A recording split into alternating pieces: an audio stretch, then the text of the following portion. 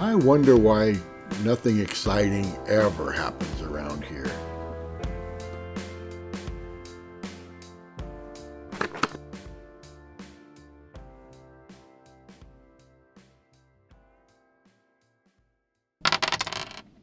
Okay, so Bopie, my wife, wants a big piece of amethyst for the store.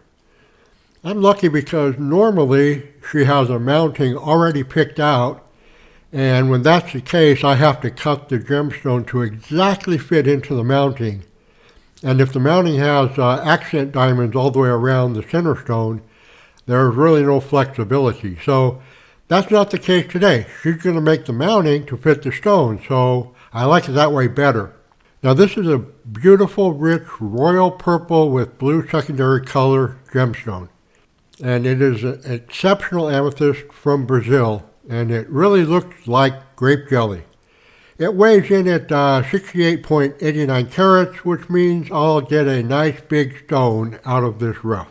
My go-to design for a rectangle piece of rough, rectangular or emerald shapers, is called the Standard Oblong Step Cut with cut corners design. And that's a classic design that has been around basically forever in the jewelry industry. This design describes a classic rectangular design shape, most famously known as the emerald cut. The design is so old that the name of the original creator of the design has been lost to antiquity. The design features parallel step cut facets on both the pavilion and the crown, which create a mirror effect, with the key feature being trimmed or clipped corners that change the square silhouette into an octagon.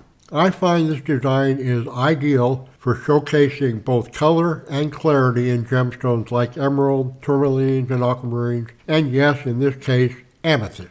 I don't exactly know where you can find a copy of this design, but I'll say that it often shows up in fastening clubs, fastening groups, organizations, usually in there when they present a design for a gem cutting competition. This is a popular gem cutting competition design, and that's because it's suitable for all cutters, even a brand new cutter. Cutting your first gemstone, you could successfully cut this design. Everybody just seems to love this design, so that's the design that I will use. I started out by preforming this gemstone with my 220 grit topper lap to preform the stone into the right shape.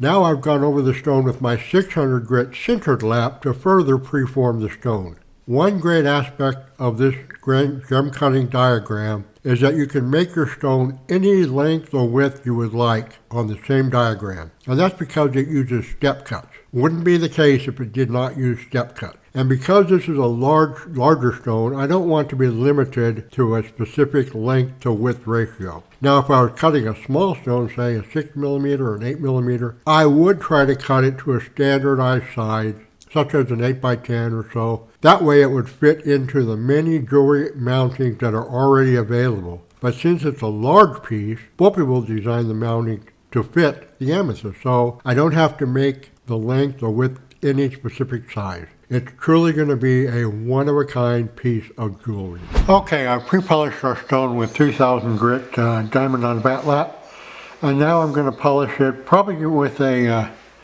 tin lap and cerium oxide. Okay, I finished polishing the pavilion of our amethyst. I used cerium oxide and a tin lap, and then I went back with my ultra lap, my spectrum ultra lap, cerium oxide embedded into a mylar lap. And I kissed those facets and made them just a little better. And now I'm ready to transfer our stone and cut the upper half. It looks like grape jelly.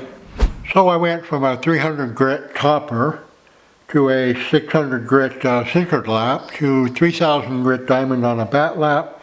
And finally I polished the upper part of our amethyst with a cerium oxide on a tin lap, and now I'm ready to cut and polish the table. It's coming along nicely and it looks great.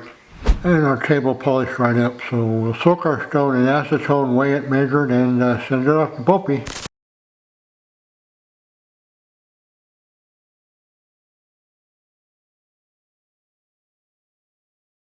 Okay, I just cut this big piece of amethyst into my go-to rectangle or emerald shaped design, which is called the Standard Oblong Step Cut with cut corners.